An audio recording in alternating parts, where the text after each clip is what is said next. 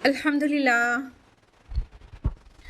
अल्हम्दुलिल्लाहि वहदा वस्सलातु वस्सलामु अला मन ला नबिय्य बअदा व अऊज़ु बिल्लाहि मिनश शैतानिर रजीम बिस्मिल्लाहिर रहमानिर रहीम शहर रमज़ान अल्लज़ी उन्ज़िला फ़ीहिल क़ुरआन हुदल लिन्नास व बय्यिनातिम मिनल हुदा वल फ़ुरक़ान बिस्मिल्लाहिर रहमानिर रहीम रब्बिश्रह ली सदरी व यस्सिर ली अमरी वहलुल उक़दतम मिन लिसानी यफ़क़हू क़ौली। मेरे अज़ीज़ सामिआत, दर्स कुरान मजीद में आप सभी का तहे दिल से खैर मक़दम है।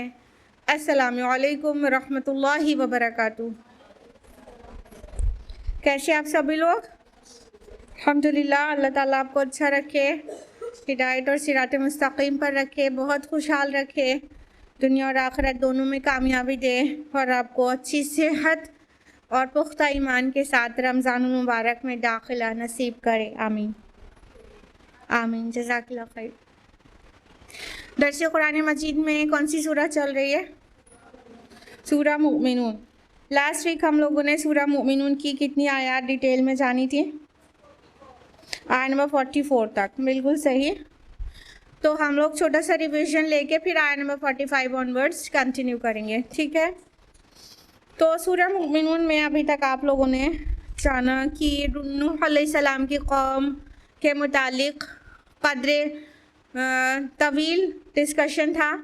फिर उसके बाद लास्ट वीक जो आप लोगों ने जाना था आयत नंबर 31 ऑनवर्ड्स कि एक और कौम का जिक्र किया गया जिसमें कवी क़यास ये है कि वो हूद अलैहिस्सलाम की कौम आद का तज़किरा था।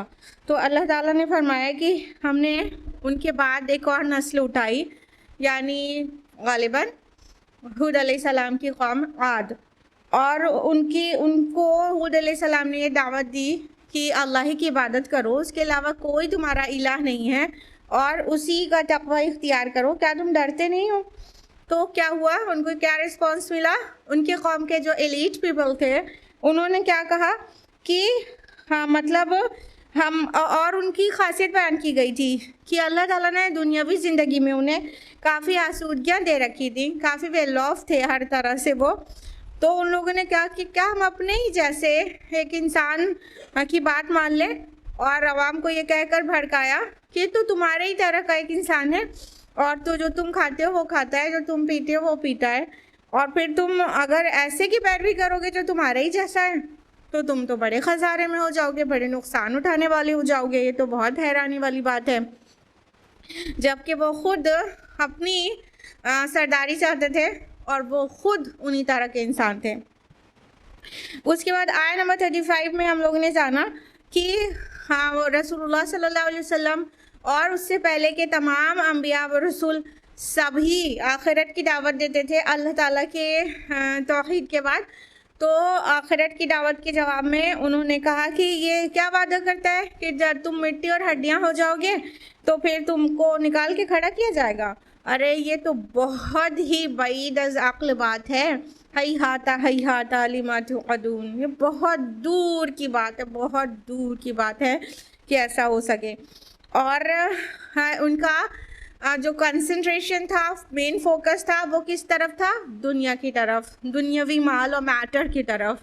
तो उन्होंने कहा नहीं, हम तो बस ऐसे ही जिलाए जाते हैं, मारे जाते हैं, और हम अपने आप जीते और मरते हैं, और कोई अजल वजल नहीं है, वक्त अजल के बाद का कोई कॉन्सेप्ट नहीं है, आखिरत का कोई कॉन्सेप्ट नहीं है। तो और रसूल को कहने लगे इसने अल्लाह पर झूठ बांध दिया है। अल्लाहु अकबर। उसके बाद रसूल ने तड़प कर अल्लाह से दुआ की कि अल्लाह इनके मुकाबले में मेरी मदद फरमा। तो अल्लाह ताला ने वाज़े कर दिया कि अभी ये बहुत जल्दी अनकरीब ये पछताने वालों में से हो जाएंगे, रिग्रेट करेंगे बहुत ही जल्दी। फिर उसके बाद फरमाया गया कि उनको एक वो सैहा ने आ लिया, और सैहा के मुतालिक हमने आपको डिटेल में बताया था, ना सिर्फ ज़ोरदार आवाज़ जिसकी वजह से हलाकत हो वो मीन करती है, बल्कि सैहा मीन्स हाँ वो आवाज़ भी हो सकती है जो आवाज़ अजाब के आने के बाद चीखो पुकार इंसान की मचती है, वो वाली जो आवाज़ है उसको भी सैहा कह सकते हैं। तो अल्लाह ने कहा कि ये जो कौम है ये इसके ऊपर फटकारो, और फिर अल्लाह ताला ने और कौमें पैदा की और उनकी तरफ और रसूल गए। अब एक जनरल उसमें मेंशनिंग थी कि और कौमें उठाई अल्लाह ताला ने और दूसरे रसूलों को उनकी तरफ भेजा, एक के बाद एक, पे दर पे। यानी अब एक के बाद एक रसूल आते ही रहे हैं, कोई कौम उठी है तो उसका रसूल भी उनमें रहा है। और फिर उन्होंने जिन लोगों ने भी रसूलों का इनकार किया उन सबको अल्लाह ताला ने किस्से और कहानी बना दिया और ठिकाने लगा दिया। तो ये था लास्ट वीक का रिवीजन। अब हम लोग आया नंबर 45 ऑनवर्ड्स डिटेल में जानेंगे। औज़ु बिल्लाहि मिनश शैतानिर रजीम, बिस्मिल्लाहिर रहमानिर रहीम। आया नंबर 45, सुम्मा अर्सलना मूसा व अखाहु हारून बिआयातिना व सुल्तानिम मुबीन। फिर हमने भेजा मूसा अलैहिस्सलाम और उसके भाई हारून अलैहिस्सलाम को अपनी निशानियों और रोशन सनद के साथ। अब यहाँ से क़द्र मुख्तसर मूसा अलैहिस्सलाम और आले फ़िरौन का तज़किरा है, बहुत मुख्तसर में। फरमाया अल्लाह ताला ने कि हमने मूसा और हारून अलैहिस्सलाम को भेजा निशानियों के साथ। देखिए यहाँ पे दो अल्फाज हैं, बिआयातिना हमारी निशानियों के साथ, व सुल्तान मुबीन और रोशन सनद के साथ। क्या मुराद है निशानियों से और रोशन सनद से? मतलब निशानी अलग कह दिया गया, यानी मुअज्जिज़ात को अगर समझें तो निशानी भी कहा गया और सुल्तान मुबीन भी कहा गया। सुल्तान मीन्स होता है दलील, मुबीन मीन्स साफ, वाज़े दलील, यानी निशानियों का जिक्र अलग आया और दलील का जिक्र अलग आया। तो एक ओपिनियन तो ये है कि ये जो वाज़े निशानियां हैं ये असा को छोड़कर उन बाकी सारी निशानियां, कितनी निशानियां देकर भेजे गए थे मूसा अलैहिस्सलाम? बिल्कुल सही, 9 निशानियां। ठीक है, तो असा को छोड़कर बाकी सारे मुअज्जिज़ात को वो कहा गया निशानियाँ। और असा वाज़े दलील है। एक ओपिनियन तो ये है कि असा सबसे बड़ी जो मतलब बिगेस्ट साइन था उनके लिए, सबसे बड़ा मुअज्जिज़ा असा का मुअज्जिज़ा था। आपको पता है असा जब मूसा अलैहिस्सलाम डालते थे तो क्या बन जाता था? अजदहा बन जाता था। तो बाकी बाद में और बहुत सारे और उसके काम और उससे सरजद होने वाले मुअज्जिज़ात रिपोर्ट हुए हैं। आपको पता है कि एक टाइम पर मूसा अलैहिस्सलाम ने वही ऐसा मारा था तो चट्टान से 12 चश्मे बरामद हुए थे। ठीक है, लेकिन जो आले फ़िरौन के दरमियान था वो तो यही था, अजदहा बन जाता था। तो एक ग्रुप ऑफ स्कॉलर्स तो ये ओपिनियन रखते हैं कि ये मतलब हुआ कि बाकी निशानियाँ सब निशानियाँ और वाज़े दलील जो कहा जा रहा है वो क्या है? वो असा है। दूसरी ओपिनियन ये है कि निशानियाँ सारे के सारे मुअज्जिज़ात हैं, ऑल 9 साइंस जो मूसा अलैहिस्सलाम को दिए गए, और असा और वाज़े दलील जो यहाँ पर कहा गया है, हाँ, सुल्तानुम मुबीन, वो actually the way of preaching है, द वे ऑफ प्रेजेंटेशन है, जिस तरह मूसा अलैहिस्सलाम ने पेश किया। क्योंकि रसूल अपनी ज़ात में, अपनी शख्सियत में, अपने किरदार में, अपने अखलाक में, अपने कॉन्फिडेंस में सबसे अलग होता है। वो बिल्कुल सबके दरमियान में अपना कंडक्ट और अपना वे ऑफ प्रीचिंग से भी साबित कर देता है कि वो बिल्कुल हक पर है। तो जिस तरह से मूसा अलैहिस्सलाम ने, जो कि ऐसी कौम से ताल्लुक़ रखते थे जो महकूम कौम थी, और उसके बाद उसको जाकर फ़िरऔन को जाकर खड़े होकर ललकार कर सामने खड़े होकर दावत दे देते हैं। मतलब इतना कॉन्फिडेंस तो कोई आम इंसान जुटा ही नहीं सकता ना।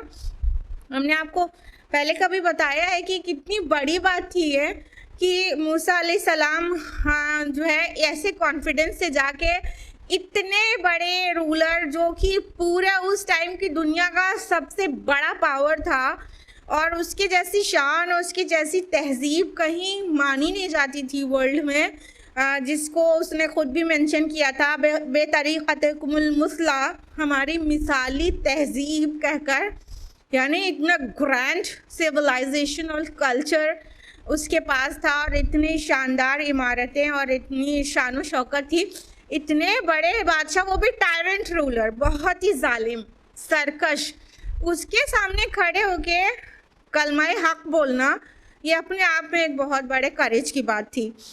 तो ना सिर्फ करेज और कॉन्फिडेंस, बल्कि सदाकत, दयानत, और जिस तरह से मूसा अलैहिस्सलाम ने पेश किया था, उस जाहिर बात है अपने आप में एक दलील थी। इन जनरल देखा जाए तो रसूलों का जो किरदार होता है वो अपने आप में वाज़ेह दलील होता है। उनका अखलाक, उनका किरदार, उनके ईफ़ाए अहद, उनकी अमानतदारी, उनकी सदाकत, वो सब कुछ एक दलील के तौर पर होता है। यानी कोई अगर इसको जज करना चाहे कि ये बात सही है कि नहीं, तो वो उस पर्सन यानी रसूल की पूरी बायोग्राफी की को मुताला करे तो बात उसे यूं ही समझ में आ जाएगी कि इतना सादिक और अमीन इंसान तो ये सच ही बोल सकता है, झूठ नहीं बोल सकता। लिहाजा एक ग्रुप ऑफ स्कॉलर्स इस तरफ गए हैं कि निशानियों से मुराद वो सारे मौजज़ात हैं, और खुली सनद वाज़ेह दलील से मुराद मूसा अलैहिस्सलाम का वे ऑफ प्रीचिंग है, वे ऑफ दावत है। नंबर 46 इला फिरऔन व मलइही फस्तकबरू व कानू कौमन आलीन। फिरौन और उसके सरदारों की तरफ तो उन्होंने तकब्बुर किया और वो बड़े सरकश लोग थे। किसकी तरफ अल्लाह ताला ने सबसे पहले मूसा अलैहिस्सलाम को भेजा था? फिरौन और उसके आयान सल्तनत की तरफ। तो अल्लाह ताला ने मूसा अलैहिस्सलाम को मबूस किया 2 टास्क देकर। एक तो फिरौन को दावत दो और उसके पूरा जो दरबार है, दरबारी हैं, पूरे आयान सल्तनत हैं, उनको अल्लाह की दावत दो। और दूसरा बनी इसराइल को वहाँ से रिलीज़ करा लो। ठीक है, वो बंदे थे, वो एक शख्स थे बनी इसराइल में से, ठीक, मूसा अलैहिस्सलाम और हारून अलैहिस्सलाम। तो मूसा अलैहिस्सलाम को ये 2 टास्क मेन देकर भेजा गया था। तो मूसा अलैहिस्सलाम फिरौन की तरफ भेजे गए और उसके आयान सल्तनत की तरफ। तो उन लोगों ने क्या किया? बड़ा तकब्बुर किया। फस्तकबरू, इस्तिकबार किया। बहुत एरोगेंट पीपल थे, बहुत उन्होंने एरोगेंस दिखाया। तकब्बुर किस चीज़ को कहते हैं? हाँ, आधी बात बताइए आपने। हदीस की रोशनी में अगर आप जानना चाहें तो वो ये है कि रसूलुल्लाह सल्लल्लाहु अलैहि वसल्लम ने तकब्बुर की डेफिनेशन क्या बताई है कि बतलुल हक़ गमतुन नास, हक को नाहक करना और दूसरों को हक़ीर जानना। ठीक है, ये 2 चीज़ होती है तकब्बुर। तो हक को नाहक करना यानी कोई हक पेश कर रहा है लेकिन आप मतलब उसमें भी कहीं ना कहीं आप ये सोच रहे हैं ये हमको बताएगा, तो आप उसको रिजेक्ट कर दें, अपनी ज़ाती मफाद की वजह से रिजेक्ट कर दें, हक को नाहक कर दें। और दूसरी चीज़ कि किसी को हक़ीर जाने, अपने को ऊंचा जाने और दूसरे को अदना, हक़ीर और अपने बराबर ना समझें, ये चीज़ होती है तकब्बुर। तो हाँ, तकब्बुर किया उन लोगों ने, और वो लोग कैसे थे? कौमन आलीन, बड़े ऊंचे लोग थे। यहाँ पे आलीन पॉजिटिव माना में नहीं आया है। आलीन जो लफ्ज़ है आलिया वर्ड नाम में रखा जाता है ना, आली नहीं रखा जाता, आली रखा जाता है, लेकिन आलिया रखा जाता है, ऊंची। तो ये पॉजिटिव माना में भी इस्तेमाल होता है, नेगेटिव माना में भी। कोई एक्चुअली मर्तबे में और बुजुर्गी में और किसी में ऊंचा रहेगा तो उसे आली कहेंगे, कोई मसला नहीं है। लेकिन कोई अपने आप को खुद ऊंचा समझेगा तो उसे भी आली कह सकते हैं। यानी नेगेटिव माना में भी इस्तेमाल होता है आली और पॉजिटिव माना में भी इस्तेमाल होता है। तो जब इन लोगों को फिरौन और उनके आयान सल्तनत के मुतालिक जब कहा जा रहा है कौमन आलीन, वो बहुत ऊंचे लोग थे, तो यहाँ पॉजिटिव माना में आ रहा है कि नेगेटिव? Of course negative. इसमें सोचने की क्या बात थी? नेगेटिव ये बहुत ऊंचे बड़े बड़े इज्जत और बुजुर्गी के लायक थे क्या? हक को पहचान कर रिजेक्ट कर रहे हैं, बड़े इज्जत के लायक हैं क्या? तो रियलिटी में वो ऊंचे लोग नहीं थे, वो नेगेटिविटी लिए हुए ऊंचे लोग जिसको कहा जाता है, बड़े सरकश लोग, बड़े मुतकब्बिर लोग, बड़े अपने को ऊंचा समझने वाले। तो वो फिरौन और उसके आयान सल्तनत एक्चुअली बहुत ही ऊंचा समझते थे अपने आप को, बहुत कहीं का मतलब अपने को तोप समझते थे।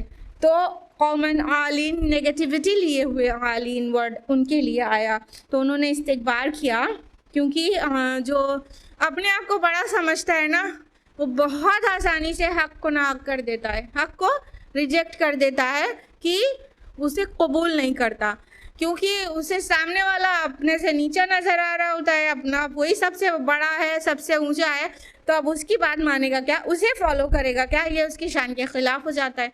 तो इस तरह से ये वर्ड बहुत नेगेटिविटी भी लिए होता है। ऊंचा इंसान वो होता है जिसे दूसरे ऊंचा समझे ना, अपने आप को ऊंचा क्या समझना।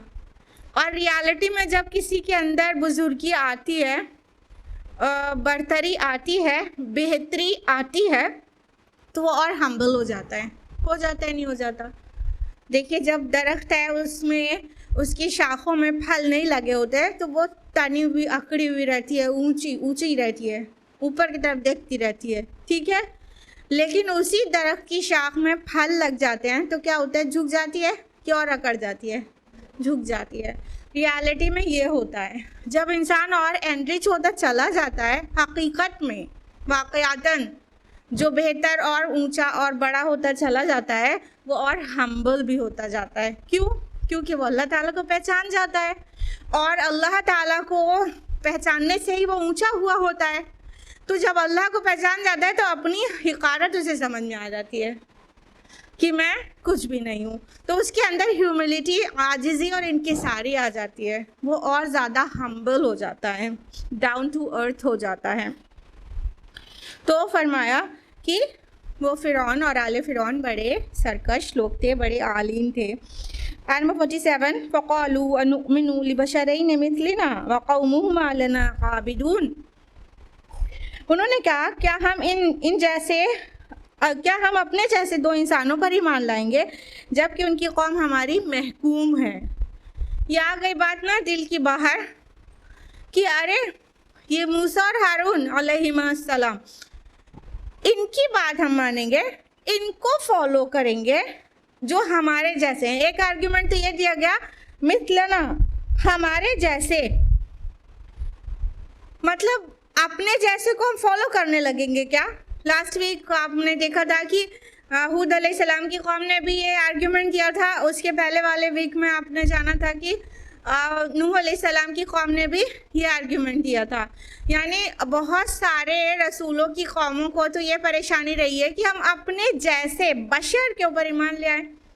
ये कोई सुपर ह्यूमन थोड़ी है, ये तो हमारे जैसा इंसान है, इसमें हमसे अलग क्या, यानी फरिश्ता तो नहीं है जो हम इसकी बात मान लें, अपने से ऊपर इसको समझ लें।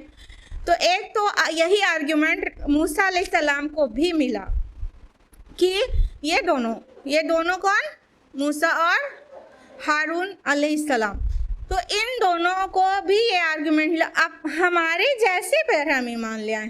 एक तो ये हमारे जैसे कहा गया, उसके बाद जो दिल का बुखार था, जो असल दिल का मर्ज था, वो भी निकल के बाहर आ गया। और इनकी कौम तो हमारी महकूम है, वक़ौमुहुमा लना आबिदून, इनकी कौम तो हमारी इबादत गुजार है। जो एक्चुअल वर्ड आया है यहाँ पे आबिदून आया है, हमारी इबादत गुजार है, यानी कि अरे ये तो हमारी महकूम कौम से हैं, इनके ऊपर हम रूल कर रहे हैं, इनको तो अपनी खुद की भी कोई चीज़ का फैसला लेने की इजाज़त नहीं है, ये तो हमारी तरह से जीते हैं, हमारी ग़ुलाम कौम है, अपनी ग़ुलाम कौम से हम अब किसी बात को कबूल करेंगे, मानेंगे और उनकी इताअत करेंगे, उनकी इत्तिबा करेंगे। ये तो बहुत ही मतलब खसारे वाली बात हो गई कि ये कौम तो इनकी कौम तो हमारी इताअत गुजार कौम है। देखिए यहाँ पे जो आबिदून वर्ड आया है, इसे इबादत के माना पर भी वाज़े रोशनी पड़ती है। यानी इबादत का मतलब सिर्फ रुकू सुजूद नहीं होता, सिर्फ सम रिचुअल्स नहीं होता, बल्कि इबादत मुकम्मल इताअत का दूसरा नाम है। देखिए, ये जो बनी इसराइल थे वो क्या वो फिरौनियों के रिचुअल के वे में इबादत करते थे क्या? नहीं करते थे। क्या करते थे? इताअत करना पड़ता था उनको, इताअत, मुकम्मल इताअत। तो मुकम्मल इताअत जो है एक्चुअली इबादत उसी को कहते हैं कि बेचू चरा के हर बात को ओबे करना, कोई बात में अपनी नहीं करना, टोटल सबमिशन, इसको इबादत कहते हैं। तो वो जो बनी इसराइल थे वो जाहिर बात है फिरौन की इताअत तो करते थे, यानी कि उनको किसी किस्म की आज़ादी नहीं थी, there was no freedom at all. वो तो बिल्कुल जानवरों से भी ज़्यादा बदतर तरीके से उनको ट्रीट करते थे फिरौनी बनी इसराइल को। अल्लाह ताला को उनके ऊपर रहम आया और मूसा अलैहिस्सलाम को महबूस किया वहाँ से रिलीज़ कराने के लिए, इतने बुरे अजाब में रखा था उन्होंने उनको। तो अल्लाह ताला फरमा रहे हैं कि इन्होंने क्या जवाब दिया कि अरे हम इन दो इंसानों पर ईमान ले आए जो हमारी तरह के हैं और इनकी कौम तो हमारी महकूम है। यानी वो जो हम बीमारी कह रहे हैं ना, वही बरतरी वाली बीमारी, कि हम ऊँचे लोग इन माज़ला नीचे लोगों की बात मानेंगे। ये हमारे गुलाम कौम के दो लोग आके खड़े होके हमसे बात ही कर रहे हैं, बहुत बड़ी बात है, फिर हम उनकी इताअत करेंगे, उनकी बात मानेंगे, उनको सबमिट करेंगे? बिल्कुल नहीं। तो ये एक बीमारी है जो कि बड़े लोगों में हो जाती है। अब यहाँ बड़े लोग में तंज वाला बड़े लोग है, ना कि रियलिटी वाला बड़े लोग, ठीक है? कि इंसान कहता है इनकी सुनेंगे, इनको सुनेंगे, ये तो थर्ड वर्ल्ड कंट्री से बिलोंग करते हैं, ये तो ब्लैक हैं, या कभी रेस, कभी कलर, कभी लैंग्वेज से किसी को नीचा जानना, ठीक, डिस्क्रिमिनेट करना। हम बड़े हैं, ऊंचे हैं और ये अदना है, हम आला ज़ात के हैं, ये अदना ज़ात के हैं, हम वेल्दी हैं, ये पुअर है, किसी भी वजह से, चाहे वेल्थ हो, चाहे रेस हो, चाहे कलर हो, चाहे लैंग्वेज हो, चाहे किसी भी वजह से डिस्क्रिमिनेट करना, लेकिन किसी को हकीर जानना। तो ये बीमारी फिरौनी बीमारी है, ठीक है? हमारी सोसाइटी में भी है, खूब अच्छी तरह से जड़ पकड़ी हुई है, जमी हुई है एकदम अच्छी तरह से। कोई बिरादरी के नाम पे ऊंचा नीचा है, कोई अकीदे के नाम पे ऊंचा नीचा है, तो कोई जो है अरब नस्ल होने का और गैर अरब नस्ल होने से बहुत सारे हमारे पास भी बहुत सारे तफरका फैलाने के लिए, प्लस ऊंचा नीचा करने, डिस्क्रिमिनेट करने के लिए बहुत सारे पैरामीटर्स हैं ना हमारी सोसाइटी में। तो ये फिरौनी मर्ज़ है, फिरौनी मर्ज़ है जो आज तोला तोला माशा माशा सब में बांट दिया गया है और सभी अपने को ऊंचा समझ रहा है, दूसरे को नीचा समझ रहा है। अल्लाहु अकबर। आयत नंबर 48, फ़कज़्ज़बूहुमा फ़कानू मिनल मुहलकीन। तो उन्होंने उन दोनों को झुटला दिया और हो गए हलाक होने वालों में से। तो किन्होंने झुटला दिया? फिरौनियों ने, ठीक है? उन्होंने प्लूरल है ना, तो सिर्फ फिरौन ने नहीं, आयान सल्तनत ने भी, क़िब्ती लोग जो भी थे उनके, इवन फिरौन के आयान सल्तनत में कुछ बनी इसराइली भी थे, यू नो, अगर आपके लिए नई बात है लेकिन ऐसा था। तो कुछ इसराइली भी थे, लेकिन वो मेजॉरिटी जो है क़िब्तियों की थी। तो फिरौन और आले फिरौन ने मूसा और हारून अलैहिस्सलाम को झुटला दिया, तो फिर क्या हो गए? मुहलकीन। मुहलक ये वो इस्मुल मफ़ूल है, यानी हलाक होने वाला, जिसको हलाक कर दिया गया हो। अगर हालक वर्ड होता तो इसका मतलब होता सिंपल हलाकत, बस मर गया, लेकिन मुहलक वर्ड आया है, दैट मीन्स किल्ड वायलेंटली, जिसको बहुत दर्दनाक तरीके से हलाक किया गया हो, मुहलक। तो मुहलकीन में से हो गए, यानी उनको क्या किया गया था, किस तरह से अज़ाब आया था, बताइए जल्दी से। आले फिरौन को किस तरह से अज़ाब है? बिल्कुल डुबा दिया गया था, ठीक है, बहरे अहमर में, रेड सी, उसमें पूरे के पूरे गर्काब हो गए। तो इस तरह से उनको हलाक कर दिया गया था। तो वो हलाक किए जाने वालों में से हो गए। क्यों? नाफरमानी की। किसकी? अल्लाह के रसूल की। अल्लाह के रसूल उनको हक़ की तरफ बुला रहे थे, दो अंबिया उनको हक़ की तरफ बुला रहे थे, उन लोगों ने दोनों को झुटला दिया। तो क्या हो गया? हलाक होने वालों में से हो गए। आयत नंबर 49 में फरमाया वलक़द आतैना मूसल किताब लअल्लहुम यहतदून, और हमने मूसा को किताब दी ताकि वो हिदायत पाएँ। अब ये वो कौन लोग हैं? वो हिदायत पाएँ कौन है? मूसा अलैहिस्सलाम को किताब दी ताकि वो हिदायत पाएँ। ये वो कौन है? बिल्कुल सही पहचाना, बनी इसराइल। क्योंकि मूसा अलैहिस्सलाम को तौरात तो फ़िरौन और फ़िरौनियों के गर्काब होने के बाद दी गई थी। सबको पता है ना? पता है कि नहीं पता? कि भूल गए, कंफ्यूज हो रहे हैं? तौरात तब नहीं दी गई थी जब मूसा अलैहिस्सलाम दरबारे फ़िरौन में दावत दे रहे थे, तब तौरात नाजिल नहीं हुई थी। जब वो सब गर्काब हो गए हैं उसके बाद मूसा अलैहिस्सलाम वहाँ से निकल गए हैं, तब आपको पता है कोहे तूर पर पहली बार अल्लाह ताला ने उन्हें पुकारा और उन्हें रसूल होना मेंशन किया, और वो दर्जे रिसालत पर किताब के एतबार से कि अल्लाह की वही आ रही है तब उन्होंने रिसीव किया था। तो तौरात पूरी की पूरी तख्तियों पर लिखी हुई, वो जो पुकारा था तो फ़िरौन के सामने जाने से पहले पुकार था, लेकिन तौरात जो लिखी हुई तख्तियों पर मिली थी वो बाद में जब अल्लाह ताला ने उन्हें पहाड़ पर फिर से बुलाया था तब दी गई थी। तो तौरात आले फ़िरौन के लिए नहीं दी गई थी, तौरात का एड्रेस बनी इसराइल से है, ठीक है? तो इसराइलियों के लिए नाजिल हुई। तो अल्लाह ताला ने फरमाया कि हमने मूसा को किताब अता की ताकि बनी इसराइल ये लोग हिदायत पाएँ। अल्लाह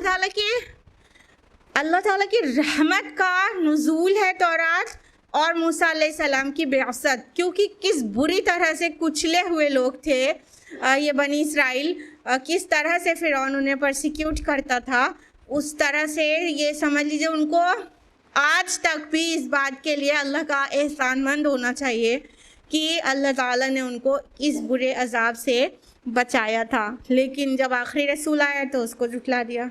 मसीह अलैहिस्सलाम आया, उसको झुटला दिया। आखिरी रसूल आए मोहम्मद रसूलुल्लाह सल्लल्लाहु अलैहि वसल्लम, उनको झुटला दिया। तो ये शुक्राना था। तो अल्लाह ताला ने कितनी बड़ी नियामत की थी उनके लिए। ये बस इतना मूसा अलैहिस्सलाम का तज़किरा, इतना शॉर्ट में। आपको पता है कुछ सूरतें ऐसी हैं जिसमें बहुत तवील तज़किरा है, जैसे सूरत तौहा हो गई, और बहुत सारी सूरतों में और है बहुत तवील क़िस्सा, लेकिन यहाँ पर बस इतना है मुख्तसर। डिपेंड करता है कौन सी जगह पर कितनी चीज़ किस कॉन्टेक्स्ट में नाजिल हो रही है और क्या चीज़ सूटेबल है। तो अल्लाह ताला की नाजिल करदा एक एक आयत उस टाइम से भी उसका रेलेवेंस था, उस मज़मून, उस मौजू और उस पूरी गुफ्तगू और बयान हर चीज़ से रेलेवेंट है। तो यहाँ पर मूसा अलैहिस्सलाम की कौम बल्कि आले फ़िरौन का तज़किरा बस इतना और बनी इसराइल का इतना सा। आयत नंबर 50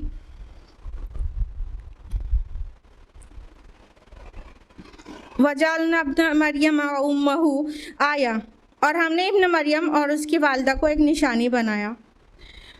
व आवैनाहुमा इला रब्वतिन ज़ाति क़रारिन व मईन, और हमने उन दोनों को एक ऊंचे टीले पर पनाह दी जो पुरसुकून और चश्मों वाली जगह थी। अब देखिए मसीह अलैहिस्सलाम और हज़रत मरियम का तज़किरा है, वो भी मुख्तसर में। क्या फरमा रहे हैं अल्लाह ताला कि हमने इब्न मरियम को और उसकी माँ को एक निशानी बना दिया। ये नहीं कहा गया मसीह अलैहिस्सलाम को एक निशानी और मरियम सलामुन अलैहा को एक निशानी बनाया, ये नहीं कहा गया, बल्कि ये कहा गया कि दोनों को एक निशानी बना दिया। इससे क्या पता चल रहा है कि जाहिर बात है किसी ऐसी चीज़ की तरफ इशारा है जो दोनों के एक साथ होने से वजूद में आई थी। यानी अगर मसीह अलैहिस्सलाम की निशानियों का बात करते तो फिर बहुत सारे मौजज़ात हैं जो कुरान में मुख्तलिफ जगहों पर मेंशन्ड हैं। तो मसीह अलैहिस्सलाम के मौजज़ात यहाँ मेंशन नहीं है, यहाँ पे एक निशानी मेंशन्ड है और दो लोग को मिला के एक निशानी कहा गया है। कि इब्न मरियम और मरियम सलामुन अलैहा, इन दोनों को एक निशानी बना दिया। तो जाहिर बात है दिमाग सीधा उधर ही जहाँ जिधर आपका जा रहा है उधर ही सबका गया है कि जाहिर बात है ये मसीह इस्लाम की विलादत जो विदाउट मेल इंटरवेंशन हुई थी उसकी तरफ तस्कीर इशारा है कि हज़रत मरियम बिल्कुल पाक दामन खातून और उनको किसी मर्द ने हाथ भी नहीं लगाया, वो प्रेग्नेंट हुई और उनकी प्रेगनेंसी से मसीह अलैहिस्सलाम अल्टीमेटली विलादत पाए। यानी ये प्रेगनेंसी और मसीह अलैहिस्सलाम की विलादत अपने आप में एक निशानी है जिसमें ज़ाहिर है दोनों इन्वॉल्व हैं। हज़रत मरियम कैसे प्रेग्नेंट हुई जबकि किसी मर्द ने हाथ नहीं लगाया उन्हें, और मसीह अलैहिस्सलाम पैदा हुए बिना फादर के। कैसे, कोई भी दुनिया में ऐसा नहीं है जिसके फादर नहीं हो। तो ये दोनों मिलके ये जो निशानी बन रही है वो मसीह अलैहिस्सलाम की विलादत और हज़रत मरियम की पाक दामन होने के बावजूद और बग़ैर निकाह के बावजूद उनका प्रेगनेंसी है। तो ये उस निशानी की तरफ इशारा है कि उन दोनों को एक निशानी बना दिया। और आगे जो दूसरा फ़िक्रा है इस आयत का वो बहुत अहम है। कहा कि हमने उन दोनों को एक ऊंचे टीले पर पनाह दी जो बहुत पुरसुकून थी और बहुत बहते हुए चश्मों वाली जगह थी। अब ये कौन सी बात हो रही है? इसके लिए कई ओपिनियंस हैं जिसमें से दो आरा जो हैं वो सबसे अहम है। एक राय ये है कि ये जब मसीह अलैहिस्सलाम की पैदाइश हुई थी तो हज़रत मरियम सलामुन अलैहा वो ऊंची जगह पर थी। ये सूरह मरियम से हमें वहाँ से पता चलता है, किसी ऊंची जगह पर थी और वहाँ पे वो मतलब दर्द से बिल्कुल तड़प रही थी। तो अल्लाह ताला ने उन्हें कहा कि तुम खजूर की जड़ों को हिलाओ, तुम पर पक्की खजूरें गिरेंगी। फ़कुली व शबी व क़र्याइना, और खाओ और पियो और अपनी आंखों को ठंडी रखो।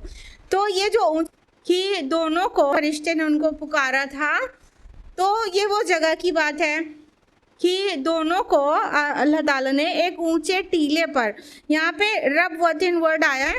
रबवा मीन्स होता है ऊंचा टीला, लेकिन ऐसा ऊंचा नहीं जिस पे रहना मुमकिन ना हो।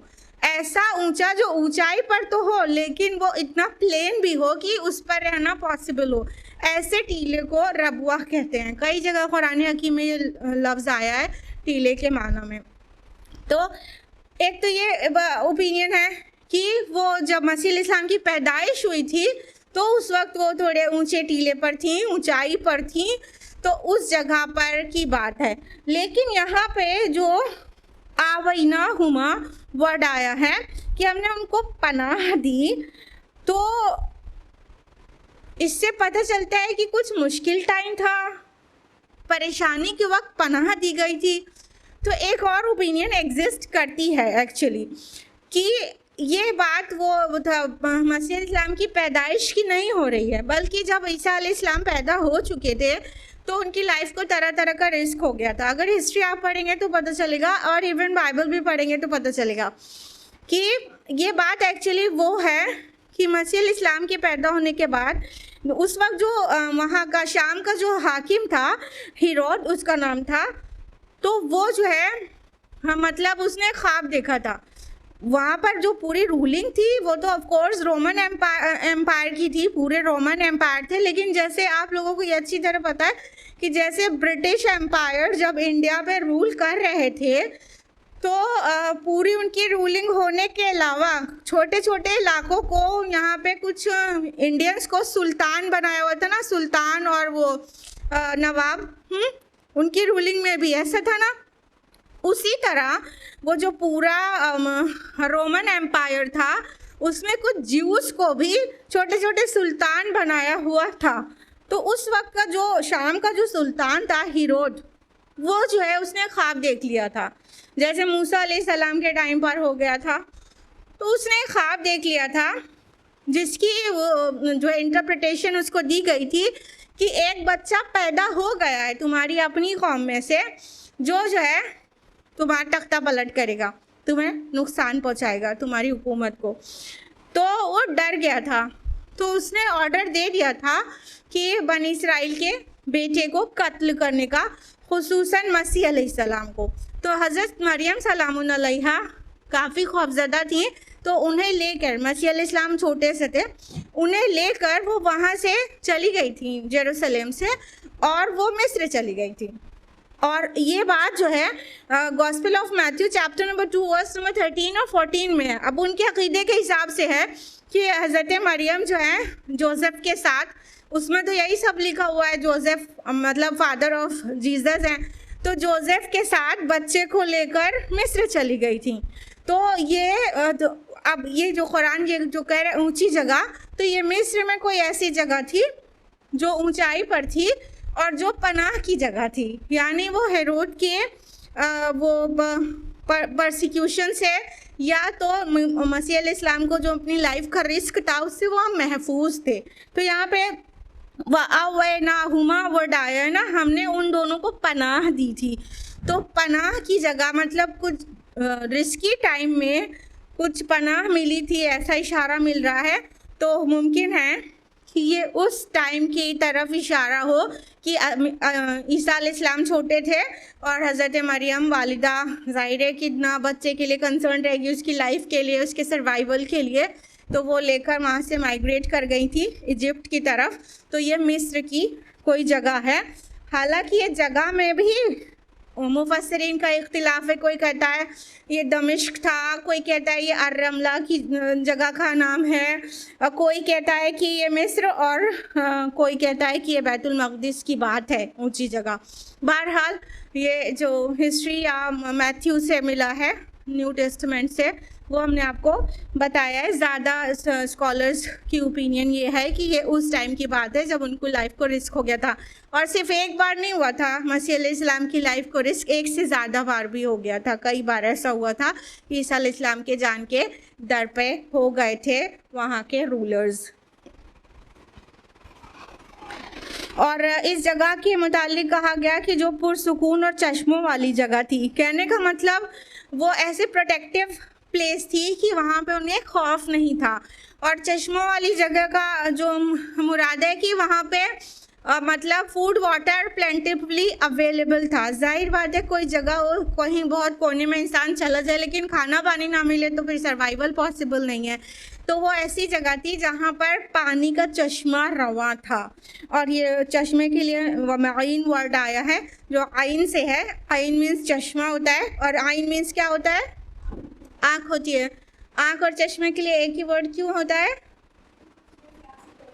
बिल्कुल बिल्कुल।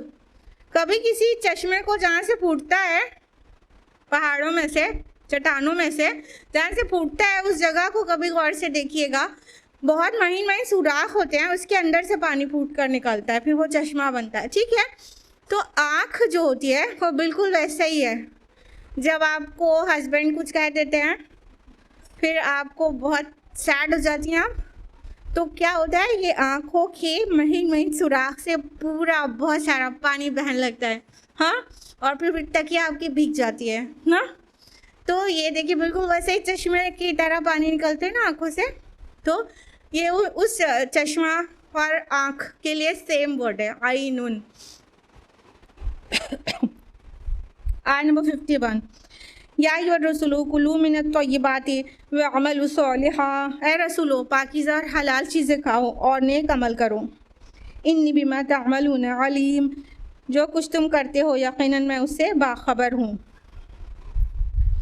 अब अल्लाह सुब्हानहू व तआला अलग अलग रसूलों के तज़किरे के बाद सबको मिलाकर ऑन द होल एक जनरल बात कह रहे हैं, या अय्युहर रसूलु, ए सारे के सारे रसूलों। इससे क्या पता चल रहा है कि कहीं पे बहुत सारे रसूल इकट्ठा खड़े थे, वहीं पे अल्लाह ताला ने उनको एड्रेस किया, ऐसा? फिर क्या पता चल रहा है? क्या पता चल, जब सारे रसूलों को एक साथ अल्लाह ताला या अय्युहर रसूल कह दिया, ए रसूलों, तो इससे क्या पता चल रहा है कि अब कोई वो, जी बिल्कुल बिल्कुल, बहुत अच्छा, माशाल्लाह बारकल्लाह। अब वो बुनियादी बातें होने जा रही हैं जो हर रसूल को से के मुताल्लिक है, यानी हर रसूल को वही हुक्म दिया गया है। ठीक है, कुछ बुनियादी अहकाम तो सारे रसूलों के एक ही है ना, बिल्कुल ही एक हैं, बस खाली शरीयत तो अलग अलग है। बाकी सारे बुनियादी अहकाम और खुसूसन तौहीद और आखिरत से रिलेटेड सारे काम तो बिल्कुल वही हैं, बिल्कुल हू बहू वही हैं। अब शरीयतें अलग अलग हैं, लेकिन कुछ फंडामेंटल रूल्स और लॉज भी इवन वही है। तो बात क्या है, सारे रसूलों को एक साथ करके क्या कहा गया कि सबको ये ऑर्डर दिया गया है, कुलू मिनत तय्यबाती, खाओ पाकीज़ा चीज़ें। पाक चीज़ें क्या हैं बताइए? बिल्कुल बिल्कुल, माशाल्लाह बारकल्लाह, हलाल चीज़ें, वो चीज़ें जो अल्लाह ने हलाल की हैं। इसका उल्टा भी बोल सकते हैं कि हर पाक चीज़ को ही अल्लाह ने हलाल किया हुआ है ना। जो नापाक, नजिस या नुकसानदेह या अनहेल्दी या हेल्थ के लिए नुकसानदेह वो चीज़ें हराम हैं। हाँ, और जो चीज़ें न्यूट्रिशियस हैं और बॉडी के लिए बेनिफिशियल हैं वो चीज़ें हलाल हैं। तो हर पाक चीज़ को अल्लाह ने हलाल किया है और नापाक को हराम किया है। या तो फिर ये कहें कि हर हलाल चीज़ पाक के बात वही है, इफेक्ट दोनों का सेम आएगा। तो अल्लाह ताला कह रहे हैं हर रसूल को ये बात कही गई है, भाई या यूर रसूल है, तमाम के तमाम रसूलों पाक चीज़ें खाओ और नेक अमल करो। वैसे क्या क्या बातें समझ में आ रही है? एक बात तो इस आयत का कनेक्शन पिछली आयत से, पिछली आयत में मसीह अलैहिस्सलाम का जिक्र आया। ठीक, मसीह अलैहिस्सलाम का जिक्र आते ही फ़ौरन क्रिश्चियन मोनास्टिसिज्म जहन में आता ही नहीं आता। कि उनके फॉलोअर्स तो बस बहुत सारे लोग मॉन्क्स बन गए, मोनास बन गए, राहिब बन गए, रहबानियत इख्तियार कर लिया, तर्के दुनिया कर दिया और किनारे जाके इबादत करने लगे। हाँ, और हर अच्छी चीज़ें, हर उम्दा चीज़ें उससे महरूम कर लिया अपने को। अल्लाह ताला ने अगली ही आयत में कहा, ये रहबानियत के लिए नहीं कह रहे हैं आपको, न किसी रसूल को हमने कहा है कि पाकीज़ा चीज़ें, लजीज चीज़ें, अच्छी चीज़ें खाने से बिल्कुल परहेज करो तभी ये तुम्हारे तकवा का मेयार होगा। नहीं, ये नहीं कहा गया है। अल्लाह ने जो भी हलाल किया खाओ, अच्छा खाओ, अच्छा पहनो, कोई मसला नहीं है। हाँ, लेकिन उसमें जो गाइडलाइन है वो है हराम तरीक़े से नहीं होना चाहिए, ना वो इटसेल्फ हराम होना चाहिए, ना हराम तरीक़े से हासिल किया हुआ होना चाहिए। कि ठीक है आप बकरी का गोश्त तो खाएं, लेकिन रिश्वत के पैसे से जाके बकरी का गोश्त खरीद के लाएं तो वो हलाल हो जाएगा क्या? तो the way you are purchasing things, the way you are achieving things, it should also be halal, it should be within the permissible limits of sharia. Clear? तो अल्लाह ताला कह रहे हैं, मतलब इससे ये बात हम लोग अखज़ कर सकते हैं कि क्रिश्चियंस बहुत सारे मोनास्ट बन जाते हैं, राहिब बन जाते हैं। अल्लाह ताला ने ना उसको पसंद किया है और ना ही रिकमेंड किया है इवन, बल्कि अल्लाह ताला ने तो अपने रसूलों से भी कहा है हर पाकीज़ा चीज़ें खाओ। और फिर क्या कहा, अमलु सालिहा, और नेक अमल करो। से क्या पता चल रहा है? दोनों का कनेक्शन भी पता चल रहा है कि हलाल खाओगे, पाकीज़ा चीज़ें खाओगे, वहीं तक अपने को महदूद रखोगे, तभी आमाल सालिहात पॉसिबल है। हराम पे मुंह मारते रहो और फिर सोचो कि हम अपनी औलाद की परवरिश भी हराम से करें, उसकी तालीम का खर्चा हराम पैसे से दें, फिर वो बड़ा हो के बहुत बून ऑफ द सोसाइटी बनेगा, ये नहीं हो सकता। जब हलाल की हद में परवरिश होगी तो जिस्म के अंदर ऐसे चीज़ें पैदा होंगी कि इंक्लिनेशन आमाल सालिहात की तरफ होगा। हराम चीज़ों से परवरिश होगी, बड़ा होके ला मुहाला वो बुरी चीज़ें और हराम चीज़ों में इंडल्ज होगा, नहीं वो आमाल सालिहात करेगा। तो हलाल का और आमाल सालिहात का रिश्ता यहाँ पे कितना क्लियर समझ में आ रहा है कि अल्लाह ताला कह रहे हैं पाकीज़ा चीज़ें खाओ और नेक अमाल करो। तो इंसान पाकीज़ा चीज़ें खाएगा तभी वो नेक अमाल कर पाएगा, एक बात। दूसरी बात, हलाल चीज़ें ही खाएगा तभी कोई आमाल सालिहात होना क्वालिफाई कर पाएंगे, अदरवाइज वेस्ट है, बेकार है। अल्लाह पाक है और वो पाक चीज़ों को ही, अल्लाह के रसूल सल्लल्लाहु अलैहि वसल्लम ने फरमाया कि अल्लाह पाक है और वो पाक चीज़ों को ही, अल्लाह के रसूल सल्लल्लाहु अलैहि वसल्लम ने फरमाया कि अल्लाह पाक है और वो पाक चीज़ों को ही, अल्लाह के रसूल सल्लल्लाहु अलैहि वसल्लम ने फरमाया कि अल्लाह पाक है और वो पाक चीज़ों को ही पसंद करता है। उसके बाद अल्लाह के रसूल सल्लल्लाहु अलैहि वसल्लम ने एक ऐसे शख्स का तज़किरा किया जो बहुत लंबे सफ़र से आया हो और उसके पूरे वजूद पर सफ़र के आसार हो, उसके बाल पूरा गंदा, लिबास पर धूल जमी हुई, लंबे सफ़र से आया मालूम होता है। और आकर हाथ उठाकर, मतलब इमेजिन कीजिए हरम के नज़दीक हाथ उठाकर दुआ करता है, या रब्बी, ए मेरे रब। अल्लाह के रसूल सल्लल्लाहु अलैहि वसल्लम का आगे फरमान है कि उसका खाना हराम का, उसका पीना हराम का, उसका लिबास हराम का, और जिस ग़िज़ा से उसका जिस्म पला हुआ था वो हराम तरीक़े से हासिल की गई थी, तो ऐसे शख्स की दुआ क्यों कर कबूल हो। यानी अगर इंसान हराम खाएगा तो ना उसकी नमाज़ें कबूल, ना हज उम्रे कबूल, ना दुआ कबूल। देखिए इस वाली हदीस से पता चल रहा है कि दुआ की कबूलियत की सारी चीज़ें जमा है उस इंसान के पास। देखिए मुसाफिर की दुआ कबूल होती है, होती है ना।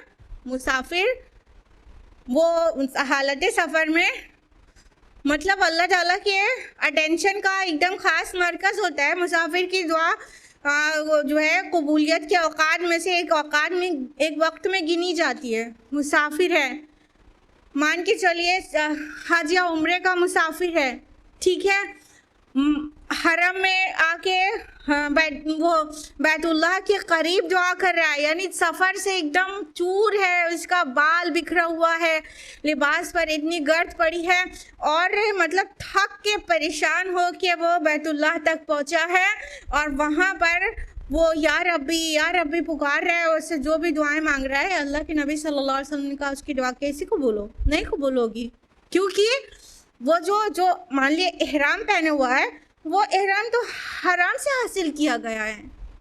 हाँ, वो जो जिस्म उसका गोश्त पोश्त हड्डी, जिस ताकत की वजह से वो वहाँ से सफ़र करके यहाँ आ पाया, वो सारी ताकत तो हराम से बनी हुई है, उसकी सारी कैलोरीज तो हराम से अर्न की हुई है, तो ऐसे की दुआ क्यों कबूल हो। तो अगर कोई भी नेक अमल करेंगे और खून में हराम गर्दिश कर रहा है तो कोई अमल काबिल कबूल नहीं है, वो आमाल सालिहात होना क्वालिफाई नहीं करता। कोई अमल साले है ही नहीं जब तक कि उसका जिस्म और उसका ज़ाहिर बातिन सब चीज़ हलाल से ना पला हुआ हो, ठीक है। तो अल्लाह ताला फरमा रहे हैं कि पाकीज़ा चीज़ें खाओ और नेक अमल करो। तो इंसान पाक चीज़ें खाएगा तो क्या अच्छे काम करेगा तो कबूल होंगे। अच्छे काम में सब चीज़ें आ गई, इबादत भी आ गई और खिदमत खल्क भी आ गई, ठीक है। अमल सालिहात में सब आ जाता है ना। देखिए जब अच्छा खाना खाता है इंसान, देखिए इसका एक साइंटिफिक व्यू पॉइंट भी आपको बताएं, जब इंसान हलाल चीज़ें खाता है, प्योर चीज़ें, हेल्दी चीज़ें कह सकते हैं दूसरे वर्ड में, हेल्दी चीज़ें खाता है, तो क्या होता है, उसकी बॉडी फिट रहती है, हेल्दी रहती है। तो वो क्या कर सकता है, देर तक तहज्जुद पढ़ सकता है, लंबे क़याम कर सकता है, यानी बॉडी में ताकत है ना उसके पास, तो क़याम कर सकता है और रोज़े रख सकता है, उसको बियर कर लेगा। यानी हर अच्छे काम में, इबादत में भी ताकत की ज़रूरत पड़ती है, नहीं पड़ती। आप लोग अगर रमज़ान की तैयारी नहीं कर रहे हो तो करना शुरू कर दीजिए, अपनी ताकत को जल्दी से मेंटेन करिए, तभी तो कर पाएंगे 1 महीना अच्छी वाली इंटेंसिव इबादत, ठीक है। तो हर अच्छे काम में इबादत हो, चाहे खिदमत खल्क को, ताकत की ज़रूरत होती है। अब किसी की तबीयत ख़राब है, हॉस्पिटलाइज्ड है, अगर आप चाहती हैं आप अपने टाइम और अपनी ताकत से उसे सर्व करें तो आपके पास ताकत होगी, तभी तो आप हॉस्पिटल में कुछ घंटे ड्यूटी कर सकते हैं, 1-2 दिन वहाँ रह सकती हैं। हाँ, तो आपके बदन में ताकत ही नहीं है तो आप क्या मरीज़ की जो है तीमारदारी करेंगे, नहीं कर पाएंगे ना। तो क्या पता चला, हलाल और पाकीज़ा खाने से जिस्म भी अच्छा बिल्ड होता है और ताकत मेंटेन होती है और आमाल सॉलिहात चाहे इबादत हो चाहे खिदमत खल्क हो मुमकिन हो पाता है। लेकिन जब इंसान हराम खाता है जिसको अल्लाह ने पाकीज़ा नहीं बताया है तो क्या होता है कि उसका जिस्म ख़राब होने लगता है, बीमार होने लगता है। हाँ, चाहे जो भी चीज़ें हराम हो वो चीज़ें खाना अपने बदन को बीमारी की दावत देना है, तो बीमार होने लगता है। तो वो अमल सॉलिहात कैसे कर पाएगा? कोई अमल ही करने के लिए अब उसकी बॉडी फिट नहीं रहेगी और अमल सॉलिहात होना क्वालिफाई नहीं करेगा कि अगर वो हराम से पला हुआ है उसका जिस्म। तो इसलिए हलाल खाना और फिर उससे नेक अमल करना, ये दोनों एक दूसरे से बहुत ज़्यादा रिलेटेड है, क्लोजली रिलेटेड है। ठीक है, तो अल्लाह ताला ने इन दोनों का एक साथ हुक्म दिया है और कहा कि तुम जो कुछ करते हो यकीनन मैं उससे बाखबर हूँ। यानी अब कोई चीज़ पता ही नहीं थी, हराम मिला हुआ था उसमें खा लिया भाई, वो अलग बात है, लेकिन इंटेंशनली गैर पाकीज़ा चीज़ों की तरफ नहीं जाना चाहिए। आयत नंबर 52 व इन्न हाज़िही उम्मतुकुम उम्मतुन वाहिदा, और यकीनन ये तुम्हारी उम्मत एक ही उम्मत है। व अना रब्बुकुम फत्तकून, और मैं तुम्हारा रब हूँ, बस तुम मेरा ही तकवा इख्तियार करो। अब देखिए प्रीवियस आया में सारे रसूलों को यूनाइट करके एक कॉमन एड्रेस चला गया था, या यूर रसूल, ए रसूलों।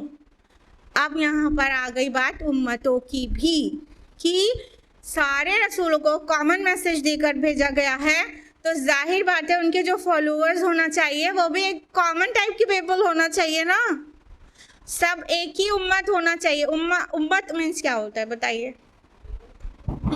गिरोह, कैसा गिरोह? ग्रुप ऑफ पीपल, तो बहुत तरह के ग्रुप होते हैं ना। बिल्कुल, बहुत अच्छा। उम्मा उम्मुन वर्ड से है। उम्मुन मीन्स क्या होता है? माँ, सबको पता है उम्मुन मीन्स माँ। तो उम्मा वर्ड्स माँ इस बच्चों के घर में एक ही होती है ना, यानी उनकी कॉमनैलिटी क्या है कि उनकी माँ एक है। ठीक, तो उम्मत ऐसे गिरोह को कहते हैं, ऐसे ग्रुप ऑफ पीपल को कहते हैं जिनके अंदर मतलब एक नज़रियाती या बुनियादी कॉमनैलिटी हो, एक तरह के लोगों का ग्रुप। ठीक है, वो उम्मत कहलाएगी। अब ये देवबंदी, बरेलवी और अहले हदीस और शिया और सुन्नी और बहुत सारे सिलसिले, वो सब मिला के इसको उम्मत थोड़ी ना कहेंगे। उम्मत एक तरह की सोच, एक तरह के वे पर होती है, यानी एक रसूल के फॉलोअर है तो पूरे के पूरे एक जमा हो गए ना, तो अब उम्मत है। अलग अलग टुकड़ों में बट जाएंगे तो उम्मत नहीं रह जाएंगे ना। तो उम्मत, अल्लाह ताला ने फरमाया इन्ना हाज़िही उम्मतुकुम उम्मतुन वाहिदा, जो तुम्हारी उम्मत है ना, यानी ये जो नेशंस है ना, ये सारे नेशंस मिला के एक्चुअली एक ही नेशन था। या क्यों? क्योंकि अल्लाह ताला ने हर नबी, हर रसूल को एक ही तरह का मैसेज देकर भेजा है, तो तुम सब एक ही मैसेज को फॉलो करने वाले हो ना, जो अल्लाह की तरफ से है, तो हो गए ना तुम उम्मत। तो अल्लाह ने तो तुमको एक उम्मत बनाया था, नहीं बनाया था यहूदी नसरानी, नहीं बनाया था पारसी और हिंदू, नहीं बनाया था। तुमको एक उम्मत बना के, एक तरह के लोग बना के भेजा था, जिनके जो नाम है, मुस्लिम छोड़ के, मुस्लिम अल्लाह का दिया हुआ नाम है, मुस्लिम छोड़ के जिनके जो अपने अपने नाम रख लिए हैं, क्रिश्चियन अपने को कोई बोले या ज्यू बोले, वो उनका डिज़ाइन किया हुआ, उनका क्रिएट किया हुआ नाम है, अल्लाह ताला की तरफ से सेंड किया हुआ नाम नहीं है। उन्होंने अपने लिए वो नाम पसंद किया है, तो वो नाम उन्होंने रखा है। अल्लाह ताला ने एक नाम रखा था, चाहे आप इब्राहिम अलैहिस्सलाम के ताल्लुक़ से वर्ड देखिए तो आपको मुस्लिम मिलेगा, ईसा अलैहिस्सलाम के ताल्लुक़ से आप देखिए कि क्या कहा गया उनको और उनके फॉलोअर्स को, मुस्लिम कहा गया। चाहे रसूलुल्लाह सल्लल्लाहु अलैहि वसल्लम आखिरी नबी खातमुन नबिय्यीन के फॉलोवर्स के लिए वर्ड देखिए तो मुस्लिम मिलेगा।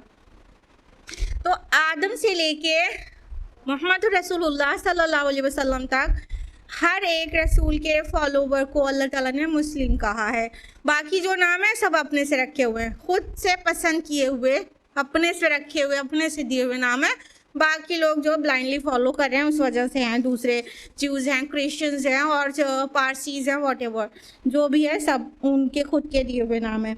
तो फरमाया अल्लाह ताला ने कि तुम एक ही उम्मत हो और तुमको चाहिए कि क्या करो, तुम सिर्फ अल्लाह का ही तकवा इख्तियार करो, उसी के पीछे पलट पलट के जाओ, उसी से डरो, उसी से उम्मीद रखो। सारी चीज़ तुम्हारा मंबा और सरचश्मा अल्लाह रब्बुल आलमीन होना चाहिए। आयत नंबर 53 में फरमाया फ़तक़त्तअू अम्रहुम बैनहुम ज़ुबुरा, लेकिन लोगों ने अपने मामले को अपने माबैन तकसीम कर लिया टुकड़े करके। कुल्लु हिज़्बिम बिमा लदैहिम फ़रिहून, हर गिरोह के लोग जो कुछ उनके पास है उस पर इतरा रहे हैं। अब अल्लाह ताला ने क्या फरमाया, फ़तक़त्तअू, उन्होंने टुकड़े टुकड़े टुकड़े कर लिया। अम्रुहुम, अपने मामले, यहाँ पे तक़त्तअू जो वर्ड आया है वो अम्बिया के पैरोकारों के लिए आया है और अम्रुहुम, अम्र वर्ड जो आया है वो दीन के लिए आया है।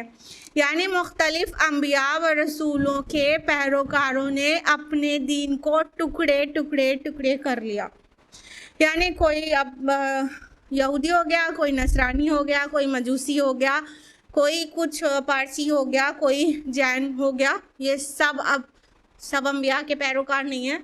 बात कर रहे हैं कि मतलब जब डिवाइड होके अलग हुए तभी कोई ऑफशूट बनी ना, फिर वो उसमें डिफरेंट और चीज़ें मिलती गई और वो एक नई शक्ल, एक नया दीन, एक नया मजहब बन गया।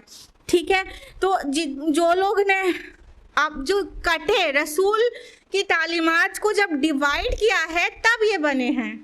ठीक, और डिवाइड होने से पहले नहीं बने, अपने दीन को टुकड़े टुकड़े कर लिया। तो अब अल्लाह ताला का जो एक दीन था और सब लोग एक उम्मत थे, उससे कट के मुख्तलिफ मज़ाहिब या मुख्तलिफ कहने से डिफरेंट रिलीजन्स वजूद में आए। लेकिन अफसोस, सद अफसोस, सदहा अफसोस कि एक एक मज़हब, एक एक दीन के अंदर भी मुख्तलिफ और टुकड़े और टुकड़े और टुकड़े हो गए। आप जानती हैं कि मोहम्मद रसूलुल्लाह सल्लल्लाहु अलैहि वसल्लम वही दीन लेकर आए, लेकिन हमने उसके अंदर से उसकी टुकड़ियाँ करके रख दिया और वो हर मुख्तलिफ गिरोह अपने आप को एक लेबल से मंसूब करता है और वो मुस्लिम होने के बजाय उस लेबल से अपने को मुतारिफ़ कराना ज़्यादा अच्छा समझता है। और आगे जो बात कही गई है तो सब पे चस्पा होती है हर फ़िरक़े के लोगों पर कि हर गिरोह उनके पास जो कुछ है उसमें मगन है, इतरार है, उसी में खुश है। यानी मान लीजिए स्कॉलर्स के बिहाफ पे हम टुकड़े हो गए, 4 खाने तो ऐसे हुए हैं, ठीक है, तो स्कॉलर्स एक एक स्कॉलर को लेके किनारे हो गए और उसमें मगन है, खुश हैं, बेस्ट समझ रहे हैं उसको। ठीक, दूसरा अपने स्कॉलर को या किसी और पॉइंट ऑफ व्यू से डिवाइड हुए तो अपना जो पोर्शन है दीन से जो हमने लिया बस उतने में खुश है, उतने में मगन है, और जो नाम अपना रखा उस नाम के साथ खुश है। तो ये रियलिटी है सबके साथ कि सारे गिरोह के लोग अपने हिस्ब में, अपने टुकड़े में, अपने ग्रुप में, अपने चीज़ों में बिल्कुल मगन है, इतरा रहे हैं। आया फरीहून, फराह मतलब होता है खुशी से इतरा जाना, तो उसी में इतरा रहे हैं, एकदम चूर है, मगन है कह सकते हैं, उसी में सबसे ज़्यादा खुश है। और दूसरे के ऊपर कुफ्र का फतवा, हम सही तुम सब गलत, सिर्फ हम सही, और तुम सबको कुफ्र का टिकट, ये लो जहन्नम का टिकट और जाओ जहन्नम में, हमारे हाथ में रहता है और हम देते रहते हैं। और इस तरह से हम फ़िरका वाराना चीज़ों में पड़े हैं। आयत नंबर 54, फ़ज़रहुम फ़ी गमरतिहिम हत्ता हीन, ऐ नबी सल्लल्लाहु अलैहि वसल्लम आप उन्हें छोड़ दीजिए इनकी मदहोशी में एक वक्त तक के लिए।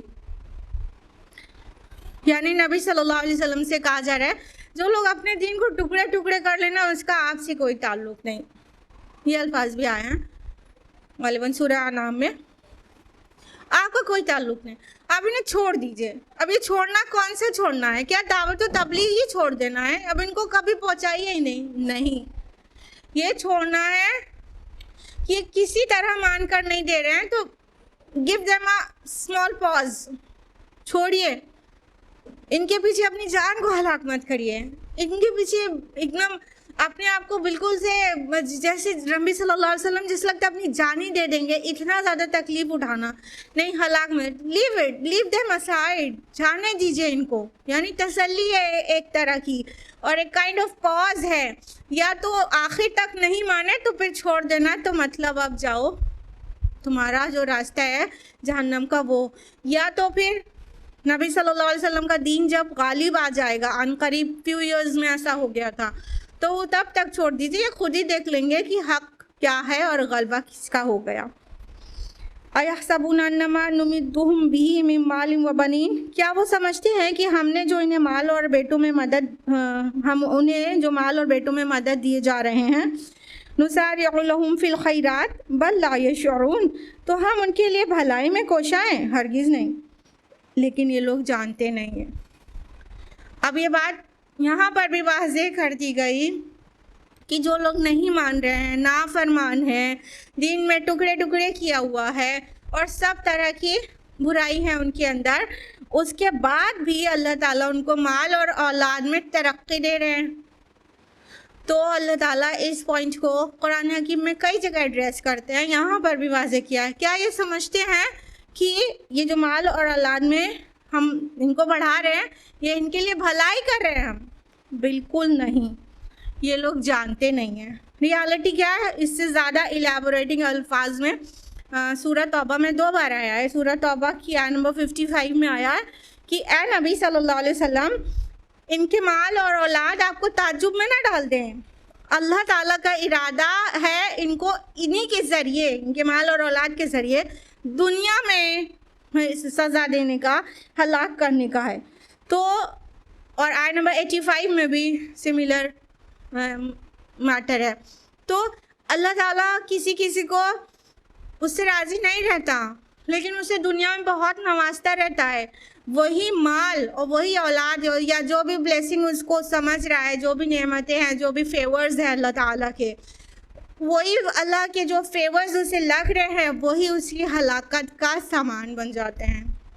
आप देखिए, औलाद है वो बड़ी होकर ऐसी रंग दिखाती है कि वो खुशी तो बहुत दूर, बड़ी मुश्किल में पड़ जाता है, और वही माल ऐसे गलत तरीक़ों से खर्च करता है कि दुनिया से लेके आखिरत तक उसके लिए वही मतलब जहन्नम में जाने की वजह बन जाता है। माल है तो पावर है तो फिर गलत इस्तेमाल होगा उसका, बहुतों पे जुल्म होगा, तो वो मतलब it leads to their destruction, ना कि वो फेवर एंड ब्लेसिंग्स है अल्लाह ने जो दुनिया में दिया है। तो ये बहुत जगह अल्लाह ताला ने वाज़ेह किया है कि दुनिया में अता की हुई चीज़ किसी भी दर्जे में ये फुरकान नहीं है कि अल्लाह उससे राज़ी है या नहीं राज़ी है। कोई दौलतमंद का है तो अल्लाह उससे राज़ी है, कोई फ़कीर है तो अल्लाह नाराज़ है, ये क्राइटेरियन है ही नहीं। बल्कि फ़लाह और कामयाबी का जो दारोमदार है वो कुछ और चीज़ों पर है। सूरह के शुरू में उसको एड्रेस किया गया है, आयत नंबर 1 to 11 सबको मालूम है कि क़द अफ़लहल मुमिनून से ये सूरह शुरू हुई है। फिर उसके बाद जो एट्रीब्यूट्स दिए गए हैं फ़लाह उनके लिए है, ना कि माल और औलाद में बढ़ोतरी जिसको दे दी उनके लिए। तो आज हम लोग यहीं रुकेंगे आयत नंबर 56 पर। नेक्स्ट वीक इंशाल्लाह इसके आगे जानेंगे। आज के लिए इतना ही। अल्लाह ताला से दुआ है कि वो हम सभी को कुरान मजीद पढ़ने, समझने, गौर व फिक्र करने, अमल करने और गैरों तक पहुँचाने की तौफीक अता फरमाए। आमीन। वाखिर दावाना अल्हम्दुलिल्लाहि रब्बिल आलमीन। वस्सलामु अलैकुम व रहमतुल्लाहि व बरकातुहू।